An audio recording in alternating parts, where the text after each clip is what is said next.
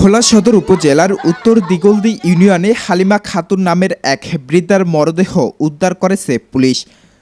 পরিবারের দাবি তাকে শ্বাসরোধ করে হত্যা করা হয়েছে এবং ঘরে থাকা স্বর্ণ অলংকার ও জমির কাগজপত্র লুট করে নিয়ে গেছে দুর্বৃত্তরা।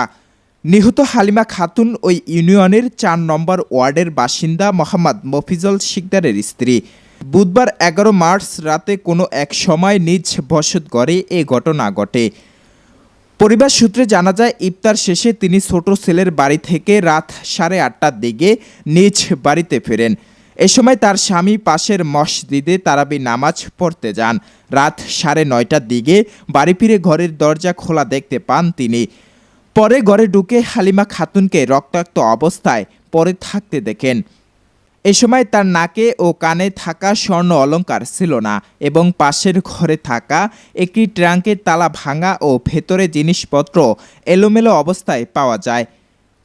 নিহতের ছেলে মোহাম্মদ নাগর জানান, জমি সংক্রান্ত বিরোধের জেরে এই হত্যাকাণ্ড ঘটতে পারে বলে তাদের সন্দেহ। ভোলা সদর মডেল থানার ভারপ্রাপ্ত কর্মকর্তা ওসি মোহাম্মদ মনিরুল ইসলাম বলেন, পুলিশ মরদেহ উদ্ধার করে সুরাত-আহাল প্রতিবেদন করেছে। ময়না তদন্তের জন্য মরদেহ মর্গে পাঠানো হয়েছে এবং ঘটনার রহস্য উদ্ঘাটনের তদন্ত চলছে।